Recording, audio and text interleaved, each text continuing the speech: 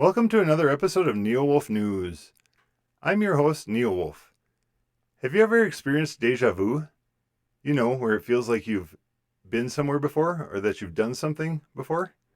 Or maybe you've experienced synchronicity. That could happen if maybe you think of somebody and then shortly after that they call.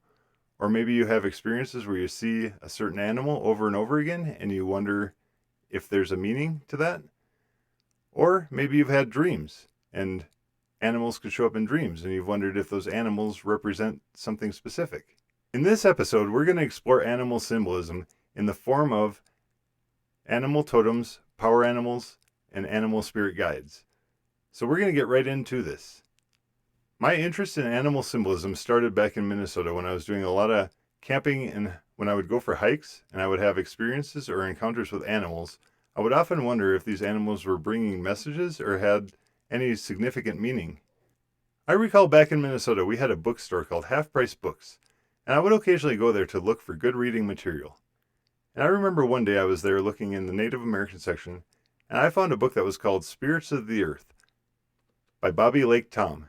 And this book really stood out to me because it was talking about animal spirit guides, symbols, and omens. And this was exactly what I was thinking about. And I remember this book, I read it within a couple days, and one of the stories really stuck out to me because it correlated with an experience that I had actually had at a state park in northern Wisconsin. It was at Pattison State Park near Superior. And I remember I was walking along a path going towards, I think it was called Hidden Falls. It was the smaller fall. There was a much larger fall, but this was the trail going back to the more secluded one. And I recall I was walking along the path, and I came along a bench. And I was by no means tired or feel like I needed to rest, but just the fact that the bench was there, I decided to sit down without even thinking about it.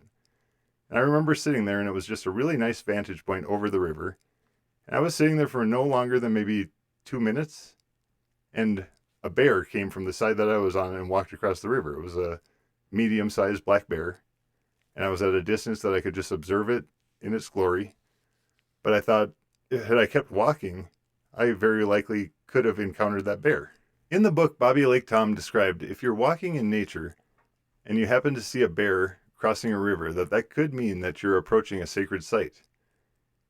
And I know that falls, when I got there, it felt like a really sweet spot. And now, later on reflection, I can see that bear got me in the mood to properly approach a sacred site because it got me to walk a lot more carefully and be a lot more humble and not so proud and full of ego when I approached the site.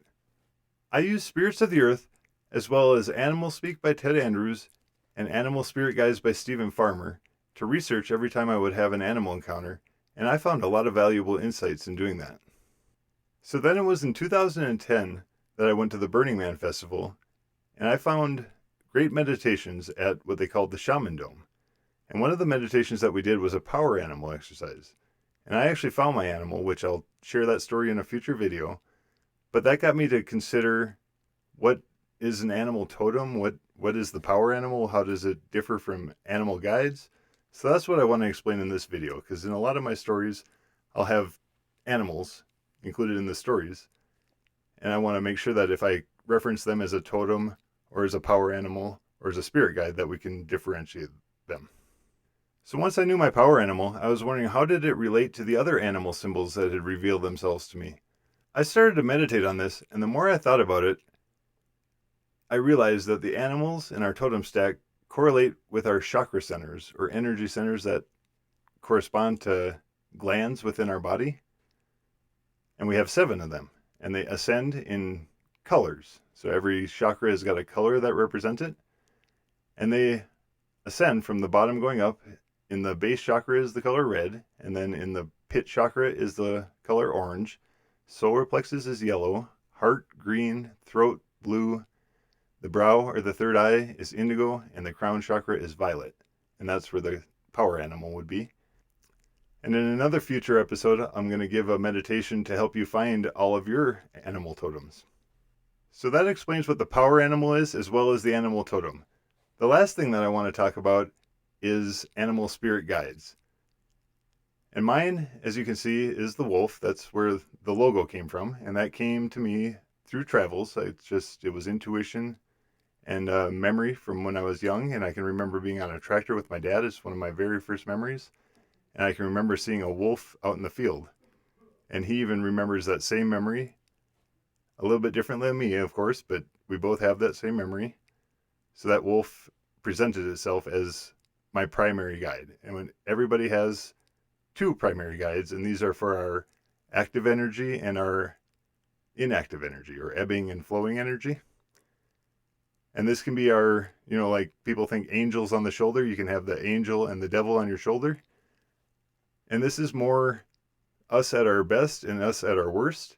So you can think that we can be healthy or unhealthy in different areas of our body, and that could be, which guides we're listening to. And guides can also come in the form of ancestors that want to come in and bring messages to us.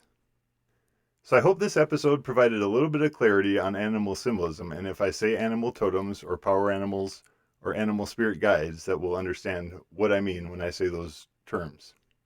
If you like this kind of content and you'd like to follow us on social media, I'm at NeoWolf News, and I have accounts on Brighteon, BitChute, Rumble, YouTube, as well as Gab, Twitter, and Facebook.